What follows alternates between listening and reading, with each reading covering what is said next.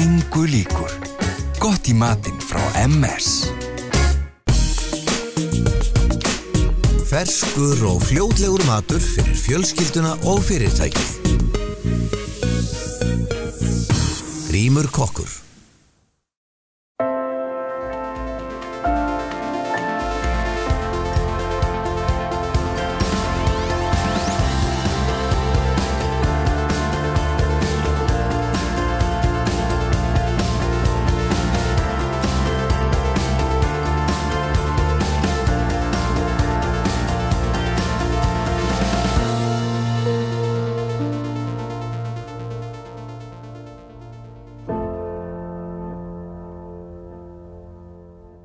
Komið bless og sæl, við heilsum ykkur héðan að Svölunum á Hringbraut 45, Svölunum þeirra soppigjafa, mömmugöggu og liljuheggu. Mér þótti nú svolítið skrítið fyrst að fara að endurbyggja Hringbrautina hér austur í Suðursveit.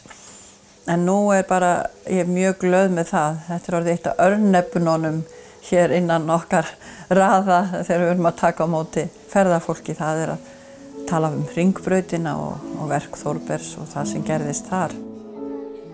Við ætlum semsagt að rifja upp gömul kynni af Þórbergi Þórðarsyni rithöfundi og lífsspekingi og engin staður betur til þess fallinn en Þórbergssetrið á Hala í Suðursveit. Við heimsækjum líka Matthíasarskó og syngjum með rassálfum í Flóahreppi.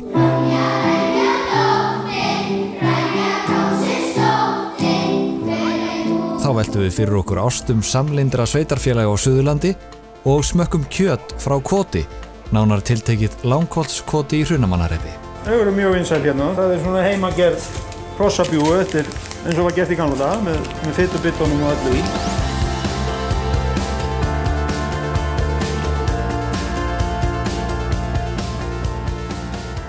En allt verður gott ef bara þú kemur aftur heim.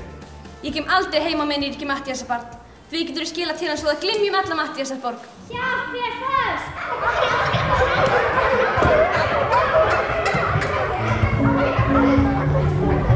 Við veljum leikrit, svona kannski eftir áramótin eitthvað svoleiðis. Og svo fara kennarar smátt og smátt að vinna þetta hver með sínum bekk. Hverjum bekk úthlutað í rauninni verkefni úr öllu leikritinu eða úr þemanu sem við erum með.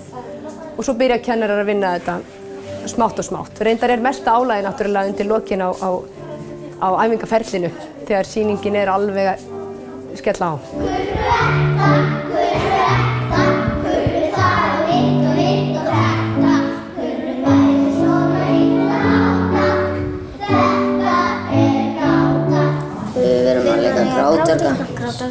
Og hvernig eru þeir? Þeir eru svona litlir og ljótir og éta fólk á þannig. Þannig að þeir eru bara stór hættulegir? Já. Allra fjóðum táka og nuta næsta magn. Ekki klípa, banna að klípa. Á ég að slást við þá? Nei. Ef þú ert hrædd við það, þá finna þér þessu hræddi. Þá finna þér að þú sért hrædd og þá verður það bara hættulegur. Já. Þannig hvað á ég þá að gera? Þannig þú bara kallar hátt eins og getur. Og bara á einhvern og biður hjálp á hann. Og vera alveg róleg. Svo þeir fatt ekki hvað ég er hrædd? Já. Og hvernig segja þeir? Það var mikið fjör í Flóaskóla þegar við heimsóttum hann á dögunum, enda aðeins sólarhringur í frumsýningu á Ronju Ræningjadóttur. Yngri bekkir skólans hafa verið að æfa undanfarnar vikur í félagsheimilinu Þjórsárveri, en þar hafa þau fyrsta flokks aðstöðu. Það frábært að hafa heilt félagsheimili út af fyrir sig. Það alveg æðislegt, sko. Það allt tilbúið, það bara sviðið tilbúið og það allar græjur tilbúnar. Og svo vil ég nefna að við erum með frábæra stráka á unglingastiginu sem eru að sjá öll tæknimál. Þeir eru búnir að vaxa upp í það ár frá ári frá því að þeir koma í unglingadeildina og þar til þeir enda. Og þeir eru að standa sig gríðarlega vel. Þeir eru búnir að skríða inn í loftræstirörum og öllu til þess að koma snúrum á sinn stað og svona. Þannig að þeir eru æðislegir og stór hluti af þessu. Við eiginlega tókum upp hljóðkerfi í þessu húsi því að það hefur legið svolítið niðri. Átt góða græjur en hafa ekki verið nýttar nógu vel, þannig við eiginlega tókum allt í gegn. Til dæmis þessi hérna er þetta skriði gegn gamla loftræstikerfi með fullt af snúrum fram og tilbaka. Þannig það var svolítið maus með vetur. Hvernig var það? Það var mikið rykk. Erfitt að anda stundum en það var skemmtilegt. Og mér skilst að þið ráðið bara öllu í húsinu núna eftir þetta? Jú, við kannski leifum okkur það. Alltaf að segja þannig. Er það satt að hér gerist ekki lengur neitt nema bara að spyrja ykkur leyfi? Já, við reynum að leggja það fyrirkomulega fyrir það því þetta náttúrulega það mikill búnaður sem við erum að vinna með og það leiðilegt ef það fer alltaf einskis sem vinna sem maður er búin að leggja í þetta. En viltu segja mér Melkorka af hverju buxurnar eru svona skítjar? Jú, það að drullum alltaf á það. Hvað leikið þið, stelpur? Við leikum skóanorn. Já, skóanorn bara aðeins. Og hvernig eru skóanornirnar? Það skrækja mest. Já, það skrækja mest fljúa fyrir í myndum. Og hvað á maður að gera ef maður hittir skóarnorn? Ég veit ekki. Ég myndi flýja.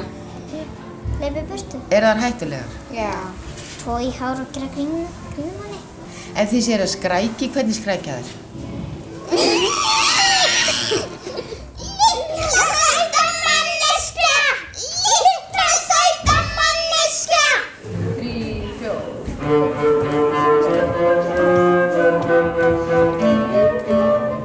En við fréttum líka að þetta væri ekki bara öll börnin í skólanum sem var að taka þátt í þessu, heldur alveg heilu fjölskyldunar hérna, fjölskyldan þín til dæmis. Já, ég er með strák í 1. bekk, lítinn Rassálf, og svo er ég með annan í 5. bekk sem er Birkir Borkarsson og Ronja Ræningjadóttir er í 7. bekk, dóttir mín. Og svo er pabbi þeirra, hann er að spila á píanóið og ég er að spila á flautuna og svo er ég búin að vera aðeins að vasast í tónlistinni með kennurunum. Þannig að þetta er bara gaman Við erum að æfa okkur á kvöldin heima að syngja úr leikritinu og hundandi spangóla með. Svona er þetta í sveitinni, já, það bara hjálpast allir að. Og er svo ekki annað verkefni bara í næstu viku? Jú, það er bara annað leikrit. Áður var að fara að flytja Línu Langsokk. Ég var víst að leika Línu Langsokk. Ég frétti þetta að vera mjög feminísk uppfærsla á þessu verki.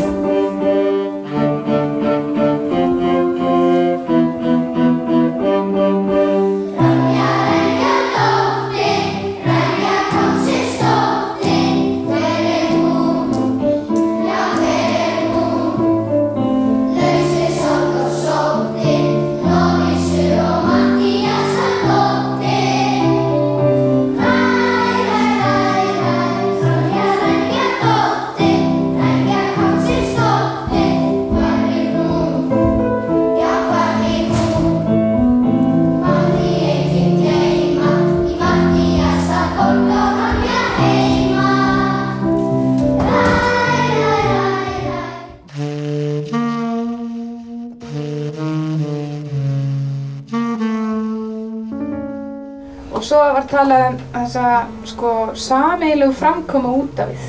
Að við þurfum að vera heild. Bara velkomin á Suðurland.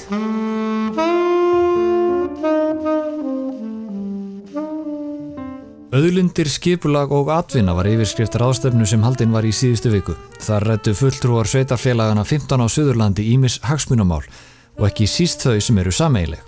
Í lok ráðstefnunar var gestum skipt í hópa og fundarstjórinn hafði í nógu að snúast við að safna saman gulum minnismiðum, enda hugur í ráðstefnugestum og tækifærin margvísleg.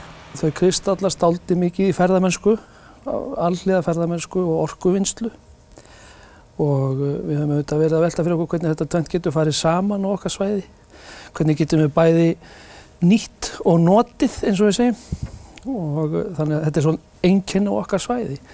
Að hér er allt krökkt í ferðamönnum, reyndar eins og út allt Ísland, en við sjáum það engu að síður að hér það streyma til okkar ferðamenn og í vaxandi mæli. Og við þurfum að skipuleggja okkur. Auðvitað hefum við þurft að vera komið lengra, en þessi fundur okkar í dag eða ráðstefna, hún snerist það. Hvernig getum við svona tekið saman höndum og skipulagt það sem nauðsynlega þarf að skipuleggja til að geta gert hvort tveggja. Tekið á móti ferðafólki og nýtt náttúru og auðæfin okkar hérna. Suðurstrandarvegurinn er meðal þess sem sveitarfélögin á Suðurlandi horfa tilvarðandi samgöngur. Það er ekkert launungamála, okkur finnst það góðu vegur og greiður til Keflavíkur og í Leifsstöð. Þannig og það er í rauninni möguleiki sem er sáralítið farið að nýta svona með skipulögðum hætti. Ekki til þess að forðast Reykjavík, alls ekki. Því að sá ferðamaður sem kemur hérna Suðurstrandarveg til okkar, að hann fer tilbaka í gegnum Reykjavík og þannig að það er ekki sú hugsun, En einhvað síður að koma því og koma því í gang að það séu fleiri leiðir til okkar en í gegnum höfuðborgarsvæðið. Samvinna sunnlenskra sveitarfélaga bæði í orði og á borði. Og við erum auðvitað í innbyrðis samkeppni á mörgum sviðum sem betur fer, það bara fínt. En við eigum mjög margt sameiginlegt og ég held að sé nú svolítið einkenni á okkur sunnlendingum og það nú bara hægt að fara í sagnfræðina í þeim efnum að við höfum borið gefu til þess að standa nokkuð vel saman. Og þessi stóru víðfeðmu samtök okkar eru kannski bara dæmi það. Og við segjum stundum frá höfn til hafnar og það sko engin smá vegalengd. Og þessi sveitarfélög öll í sama klúbnum sko. Þannig að ég hef trú á því svei mér þá. Mér fannst vera mjög góð randi hérna í dag og það kom fram í rauninni á öllum borðum. Við skiptum eins og svona í hópa. Frekari samvinna. Á þeim sviðum þar sem að það á við.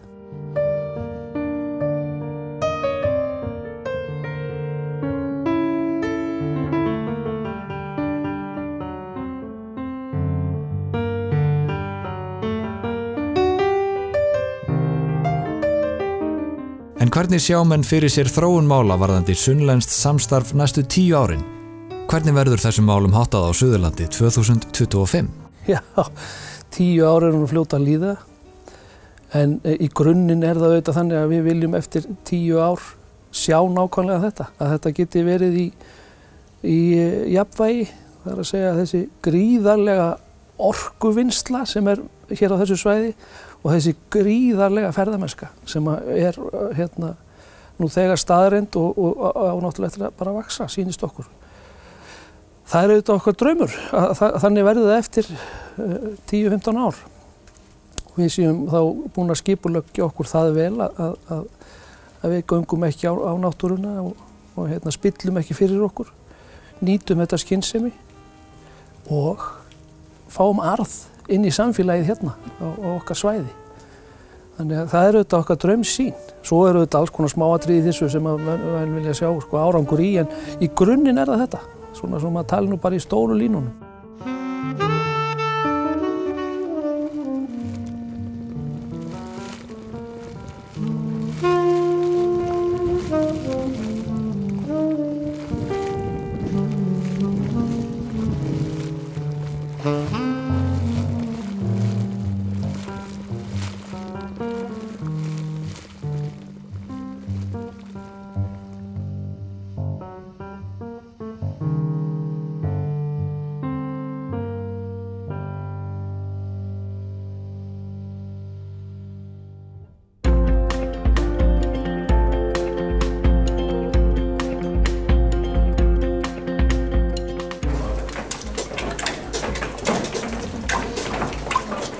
Næsti viðkomustaður okkar Langholtskot í Hrunamannahreppi.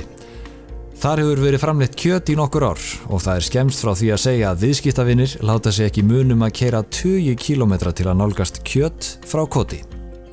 Kjötið ýmist af íslenskum nautum eða svokölluðum holdanautum af Galloway, Aberdeen Angus og Limousin kyni.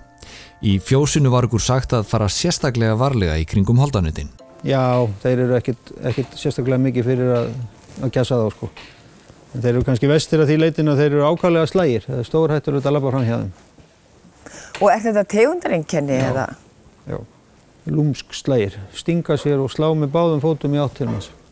Þannig að það er eins gott að vera bara að halda sig fjarri? Já, maður þarf að umgangast á með varúð. En íslensku tutarnir hérna? Þeir eru allt öðruvísi í umgengni sko.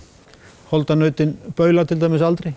En af íslenskum stofni þeir öskra alveg stanslaust. Ef við byrjuðum að færa eitthvað til hérna í húsunum þá þið ekki mannsins mál og það væri bara Íslendingarnir sem öskra. Íslendingarnir voru þó til friðs á meðan við vorum í fjósinu, enda upptæknir við að njóta matarins.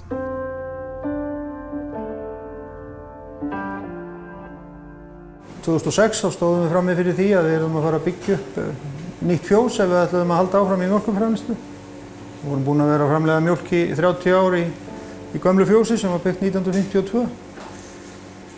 Og við bara lögðum ekki í að fara í uppbygging á nýju fjósi og vorum bara kannski búin að fá nóg líka að mjólka kýr kvölds og morgna 30 ár, það er ágætis tími. Og þá ákváðum við að prófa að fara í holdanautarækt til þess að nýta sko húsakostin og ræktun og annað. Og síðan þróaðist þessi kjötvinnslu svona í framhaldi af því. Þannig að þetta er ekki verið svona einhver bara draumur sem þú varst búin að ganga með og þið í maganum lengi? Nei, alls ekki. Þetta var bara afleiðing af því að við fórum út í þessa framleiðslu og það er eiginlega ekki hægt að framleiða nautakjöt og nema að vinna það og selja það sjálfur eða það voru möguleiki að hafa eitthvað lífsviðurværi sitt af því og líka bara skapa okkur sérstöðu með okkar vöru. Og síðan hefur maður bara aflað sér upplýsingar hvernig á að gera hlutina en við höfum að leiðarljósi miklu frekar hvernig kúnnarnir okkar vilja hafa vöruna frekar heldur en hvernig bókin segir að við eigum að vinna hana. Er mikill munur þar á? Nei, ég segi það nú kannski ekki en það er svolítið munur sums staðar. Okkar viðskiptavinir vilja fá steikina og alla vöruna bara hún sé tilbúin þannig að það þurfi ekkert að byrja að snirta hana eitthvað meira. Steikin er bara tilbúin til steikingar þegar hún fer frá okkur. Hvað er vinsælast af vörunum ykkar? Ekki hamborgararnir og tíbónsteikurnar. Lundirnar náttúrulega, en þær eru sko upphantaðar fyrir næstu jól. Það ég er ekki að grínast með það. Já, við leggjum mikið upp úr það að vinna vöruna vel og erum mjög ströng á allt hjá okkur. Ef okkur líkar ekki kjötið þá tökum við það frá og fer aldrei í sölu. Og við líka eigum oft fulla kæla af fersku nautakjöti og kúnarnir standa frammi og bíða eftir að fá kjöt en það bara vantar viku upp á meirnun og við látum okkur aldrei með það. Það fer aldrei fyrir en það er orðið full meirna. Það er ekki séns að plata þig út í svoleiðis? Nei, það er oft reynt sko. Enda ef ég fer að falla á því þá er mitt prinsip farið í þessum bransa. Ég ætla að reyna að hafa þetta almennilegt eins gott og ég get með það hráefni sem völ er á hér á Íslandi. Er því ábótavant? Já, þessi holdanaut sem til eru hér eru mjög úrkynjuð orðið. Galló er elsti stofninn sem var fluttur hingað inn fyrir margt löngu og endurnýjun í honum er engin og stofninn er svo lítill að það er ekki hægt að rækta hann. Þannig að hann er sjálfsög eyðast bara innanfrá. Og hvað þarf að gera? Þetta er náttúrulega innfluttir stofnar, þessir 3 stofnar sem eru til á Íslandi í holdanautum. Gallói, Aberdeen Angus og Limousin. Það vantar bara nýtt erfðaefni. Við getum ekki ræktað þetta hér heima. Heyrðu, og svo er hér hvað? Kofareikt hrossabjúgu? Já, þau eru mjög vinsæl hérna. Það er svona heimagerð hrossabjúgu. Þetta er eins og var gert í gamla daga með fitubittunum og öllu í. Uppskriftin, hvaðan kemur hún? Hvernig gerir hún? Hún er ævaform. Kannski aðeins svona verið löguð að við höfum alltaf aðeins að breyta henni, sko. En þá bið ég mína kúnna alltaf að láta mig vita ef þeir eru ekki ánægðir með vöruna. Hefur einhver kvartað? Já, það hefur kvartað, en það held ég ekki nema einn. Já, það skulum við ekki þá hann með. Nei, ég fór ekki að breyta því tilbaka fyrir hann, sko. Nei. Það er það sem heldur okkur gangandi, það er þetta yndislega fólk sem kemur alltaf að versla hérna hjá okkur og er svo ánægt með það sem við erum að gera og kemur svona eins og vorfuglarnir, sko. Það byrjaði að koma núna, verið mjög lítið í vetur út af slæmu tíðarfæri, alveg skelfileg tíð. En síðustu helgi byrjaði trafíkin. Þeir voru á undan lógunni núna. Annar alveg eftirspurn? Nei, við annum ekki eftirspurn. Enga veginn. Enda er það kannski ekkert markmiðið. Það er líka svolítið flott að þurfa að bíða eftir góðri vöru. En við höfum bara hvorki húsakost né land eða til þess að stækka svo mikið við okkur við getum annað eftirspurninni. En auðvitað get ég farið í það að kaupa mikið að gripum annar staða frá. En þá er þetta ekki orðið fjölskyldufyrirtæki lengur, þá er þetta bara orðið venjuleg kjötvinnsla með mörgum manns í vinnu. Og þú vilt ekki fara þangað? Nei, það heillar mín ekkert. Ég þarf ekkert endilega að vera stæðstur, sko.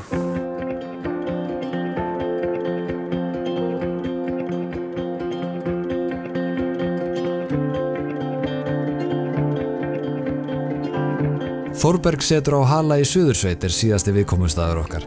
Þar eru sýningar, helgaðar sögu sveitarinnar og lífi og verkum Þórbergs Þórðarssonar rithöfundar. Við ákváðum að byrja á að vera með svið úr Klukkugili sem er djúpt og mikið gil hér í fjöllunum og á sér merkilega sögu. Allt frá upphafi Íslands byggðar að paparnir áttu að hafa falið klukkur sínar þar þegar þeir flúðu frá víkingum. Og síðar voru tröllin í Klukkugili, skessurnar í Klukkugili. Það er hræddu margan Suðursveitunginn hér í gamla daga. og svo steinarnir sem tala, sem Þórbergur talar þannig að hann Jón Þórisson, leikmyndahönnuður, hann hafði löngun til þess að byrja þarna í svona tengingu við fortíð, alþýðu menninguna eins og hún var með sögunum sínum fallegu og svo steinunum sem tala sem Þórbergur hefur gert svo vel skil í sínum verkum.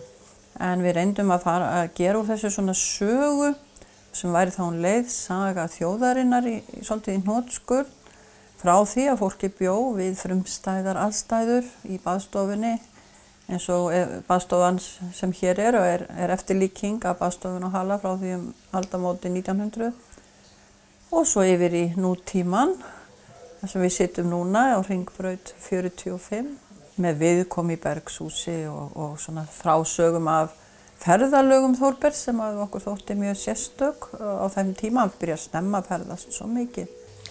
Og nú situr við skrifborðið hans? Já, ég sit við skrifborðið hans. Hér inni eru svona mestuleyti þeir munir sem að hafa varðveist úr búi þeirra hjóna. Skrifborðið í eigu Þjóðminjasafns Íslands og það sem sagt lánaði það hingað og stóllina sem hér. En svo hafa aðrir munir svona verið að berast okkur sem er mjög skemmtilegt. Ég segi alltaf að þessi sýning, hún er svona, þetta hefur allt saman komið til okkar. Ég segi stundum, það er einhver að hjálpa okkur við að gera þetta. Þannig að við höfum verið að eignast muni úr líka sem hafa komið frá þeim. Síðast núna í vetur barst að gjöf bókaskápar Þórbergs. Það voru 4, mjög svolítið sérstakir, ég kom nú ekki nema 2 hér inn. Og það var sem sagt kona sem hringdi við Hálmfríður Sigurðardóttir, móðir Vigdísar Grímsdóttur, en Margrét hafði gefið Grími manninum hennar þessa skápa og nú hafði hún svona góðan hug til stofnunarinnar að hún vildi að þeir kæmu hingað. Og við erum afar glöð og þakklátt fyrir þann góða hug sem að þessari stofnun hefur verið sýndur núna í gegnum árin. Og það sem sagt Mamma Gagga og hér mynd af Lillu Heggu. Það Mamma Gagga, hún hérna myndin af henni þegar hún var ung og falleg, segir Þórbergur. Hann var alltaf stutt í húmorinn sko, þannig að það oft svona. Og svo hún Lilla Hegga, hér mynd af henni, lítilli. Þetta var nú svolítið skemmtilegt með þessa mynd því að þau voru nú ekki alltaf alveg sammála hvar hann ætti að standa, Þórbergur og Margrét. En Lilla Hegga er auðvitað sögupersonan í sálminum blómið. En Lilla Hegga var náttúrulega stelpan sem var síðar bara ung kona og er núna komin á efri ár. En hefur búið við það alla ævi að vera sögupersona í bók sem er örugglega mjög sérstakt eða ef ekki bara einstakt í heiminum að vera þekkt sem slík. Eins og þú segir þá hér gríðarlega gestkvæmt og sennilega sko fæstir gestanna nokkuð tíman heyrst minnst á Þórberg.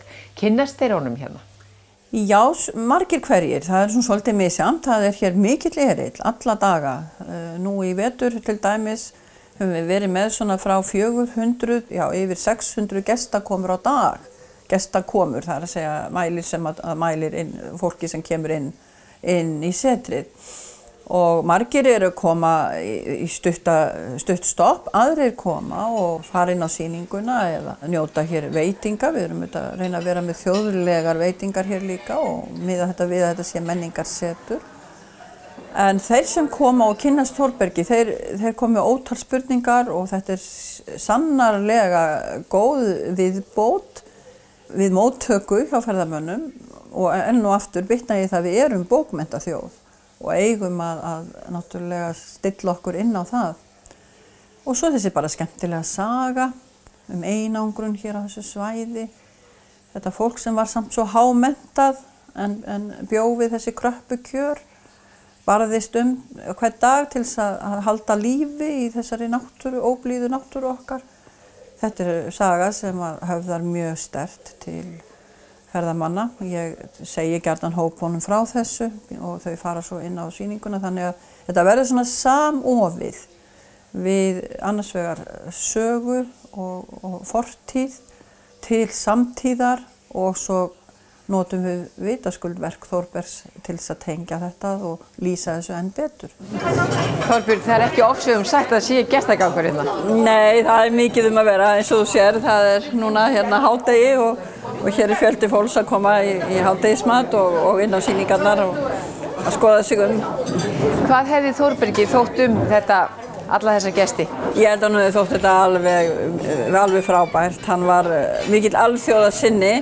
Hann fór nú snemma einn af fáum sem heimsótti Kína til dæmis 1952 og stundum banka ég mig nú aðeins í höfuðið og hugsa með mér, hér nú Kína komið á hala. Það að segja fjöldi fólks frá Kína og Japan að koma hingað núna í ferðir til Íslands og þetta náttúrulega algjör breyting bara núna svona 2-3 árum hvað hefur fjölgað mjög mikið þessum þjóðum í ferðamönnum til Íslands.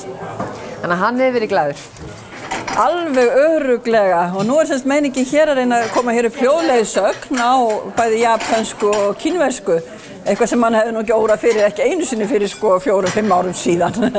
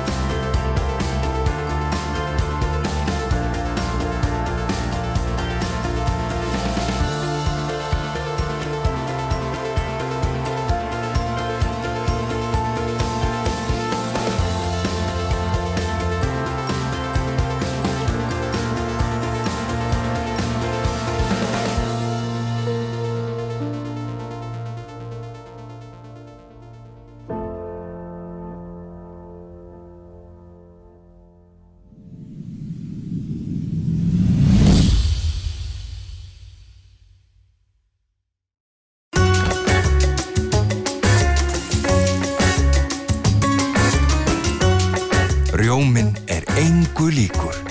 Gott í matinn frá MS.